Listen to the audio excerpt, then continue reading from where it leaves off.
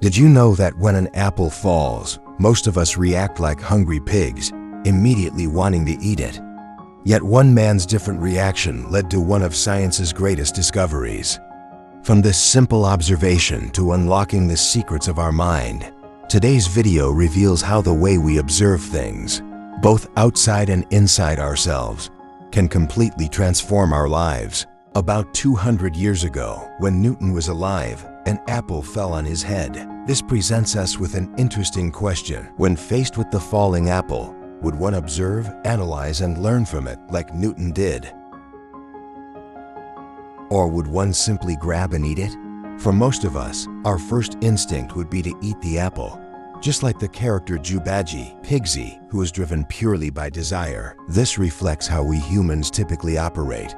We're quick to pursue immediate pleasure and consumption rather than pause for understanding and wisdom. In Buddhist teachings, the Buddha calls this the functioning of the greedy mind. Meanwhile, observation, analysis, and drawing conclusions represent the functioning of wisdom. Understanding comes from slow observation, deep reflection, and thorough analysis to discover underlying principles. Why did the apple fall? Newton pondered, why did the apple fall downward instead of floating up or moving sideways? After 15 years of contemplation, the law of gravity emerged. From this, he calculated gravitational acceleration, g equals 98 m per second squared. Remember this from physics class? This breakthrough came through a 15-year process of observation, analysis, and synthesis, all starting from a falling apple. Later, he observed countless other objects falling in the same way as the apple, over and over. And after 15 years, Newton's laws were born. This opened a new chapter in physics, a field that wasn't well known before his discoveries. Thus, when scientists follow this process and write down their discoveries for others to learn from, we call them scholars, inventors, innovators. But consider this, was the law of gravity an invention, or was it something that already existed? Newton was simply able to articulate it after sufficient observation, analysis, and contemplation. It existed already. After all, apples were falling long before Newton's time. So everything we call inventions, in spiritual teachings, are not truly inventions. What we call creativity, spiritual teachings say, is not truly creation. These teachings tell us that all these things already existed. We just hadn't recognized them yet. It's like this podium here. It has always existed, but a blind person who never approaches it in their lifetime wouldn't know what it is. One day, if they happen to find their way to it, they might exclaim, "I've invented a podium."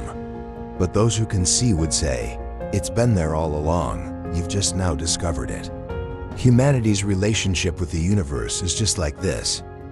Everything we consider inventions or creations actually already exists in the universe. We simply hadn't recognized them before. Consider flight. Isn't that ability already present in the universe? Flies and mosquitoes can flap their wings and fly. Yet when we created airplanes, we claimed it as a magnificent invention. Similarly, dogs can naturally detect scents from kilometers away, while humans must train extensively to match a dog's sense of smell, only to then pride ourselves on this achievement.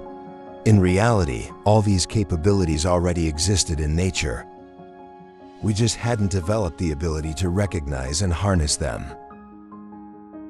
Professional perfumers who can distinguish hundreds of scents and earn high salaries still can't match the ability of an average dog's nose. Dogs may not speak, but they inherently possess this power. So these supernatural powers aren't really that extraordinary. What people call supernatural powers are merely abilities that flies, mosquitoes, or dogs naturally have. Swimming swiftly in the ocean is just matching a fish's natural capability. So what's so special about these supernatural powers? Now let's look at Mendeleev's case. He observed, analyzed, and synthesized information about chemical elements. In earlier times, studying chemistry was complicated.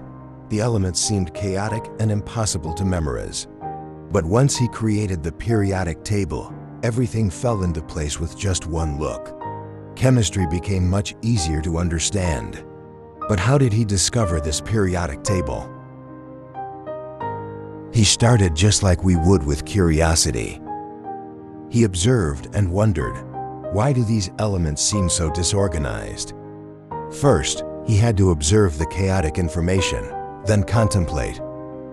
Is there a way to reorganize this?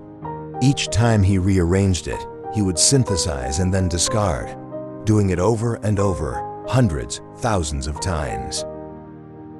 Then one day, in a dream, the periodic table appeared. He realized the periodic table was arranged by atomic mass, from light to heavy. For example, aluminum, 27, iron, 56, copper, 64. Finally, he said, "It's so simple.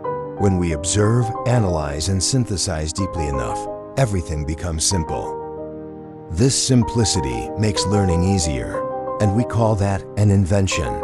Scientists also go through this process for 15 years before reaching results. So if you want to excel, you must also observe, analyze, and synthesize. Now let's return to the depth of consciousness. I rarely use the term spiritual because it's easily misunderstood as superstition. I prefer using the depth of consciousness. What does understanding consciousness mean? It means looking deeply into one's own mind.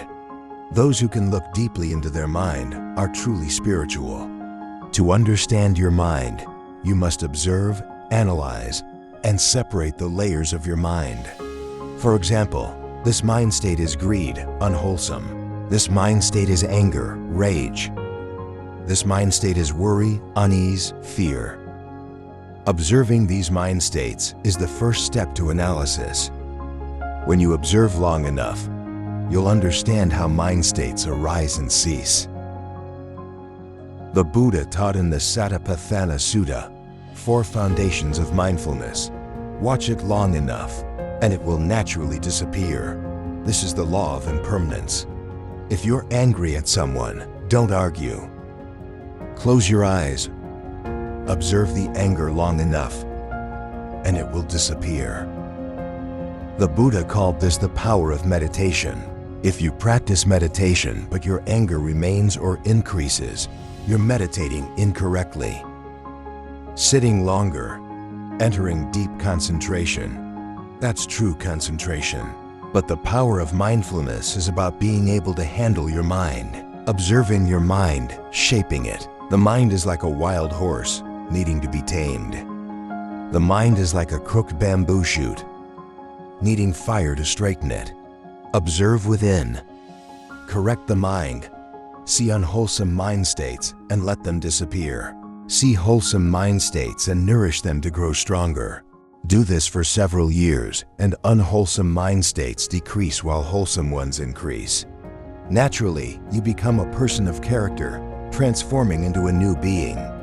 This is rebirth, being born once again. In Christian baptism, water is poured to wash away sins, called rebirth. Holy water symbolizes goodness, as no saint is evil. But how many people truly transform? Transformation isn't a moment, but a process. It requires causes and conditions, meaning this process must be repeated many times before you can transform. It doesn't happen in an instant, only by observing within many times, processing and recognizing patterns. Can you shape your mind? It's not easy at all.